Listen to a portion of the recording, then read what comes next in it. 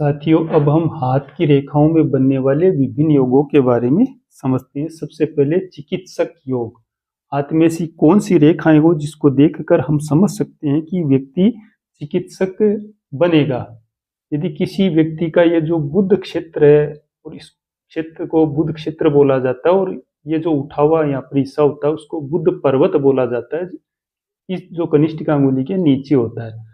यदि किसी व्यक्ति का बुध पर्वत दोनों हाथों में कनिष्ठिका के नीचे का जो स्थान होता है वो उठा हुआ हो और इस स्थल के ऊपर उभरा हुआ हो और इस पर तीन तीन रेखाएं बनी हुई हो दोनों हाथों में, इस प्रकार का योग यदि किसी व्यक्ति के हाथ में हो, बुध पर्वत उठा हुआ हो और बुध पर्वत पर तीन तीन रेखाएं बनी हुई हो, तो निश्चित रूप से ऐसा व्यक्ति चिकित्सक बनेगा। ऐसा व्यक्ति कुशल वैद्य या फिर सफल चिकित्सक या डॉक्टर बनता है, ऐसा व्यक्ति जिसके हाथ में इस प्रकार का योग होता है। अब हम बात करते हैं दूसरे योग के बारे में।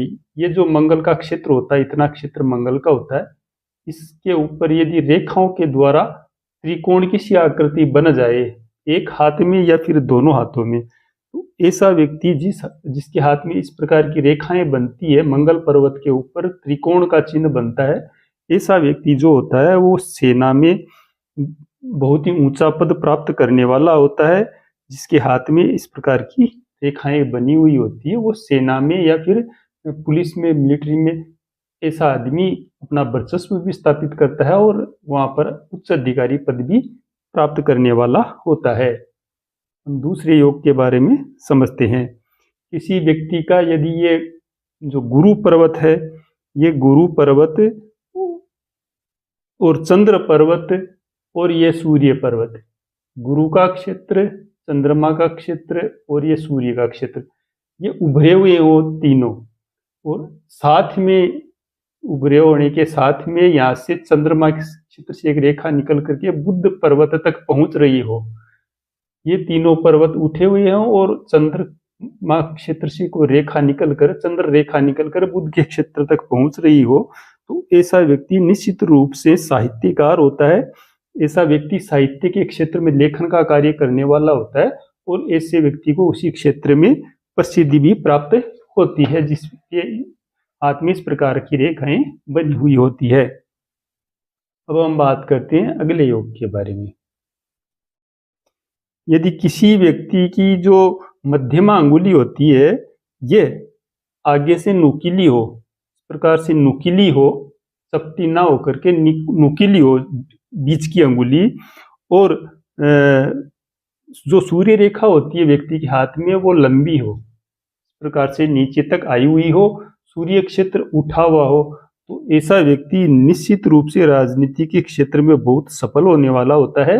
और राजनीति के क्षेत्र में ऐसे व्यक्ति को यश की प्राप्ति होती है और काफी नाम होता है ऐसे व्यक्ति का, जिसके इस प्रकार की रेखाएं बनी हुई हो।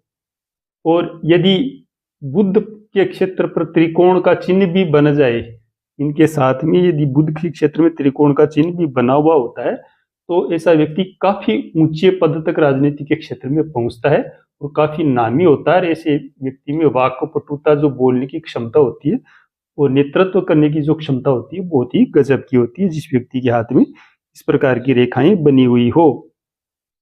अब हम बात करते हैं अगले योग के बारे में।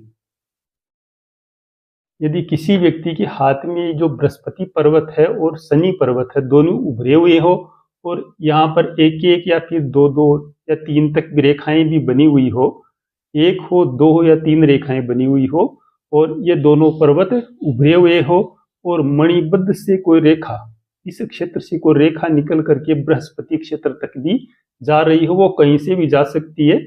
यदि कोई रेखा यहाँ से निकल करके बृहस्पति पर्वत तक भी जा रही हो, तो ऐसा व्यक्ति होता है वो कानून के क्षेत्र में विशेष योग्यता रखने वाला होता है। ऐसा व्यक्ति बहुत सफल वकील होता है और न्यायाधीश के पद तक भी ऐसा व्यक्ति पहुंच सकता है।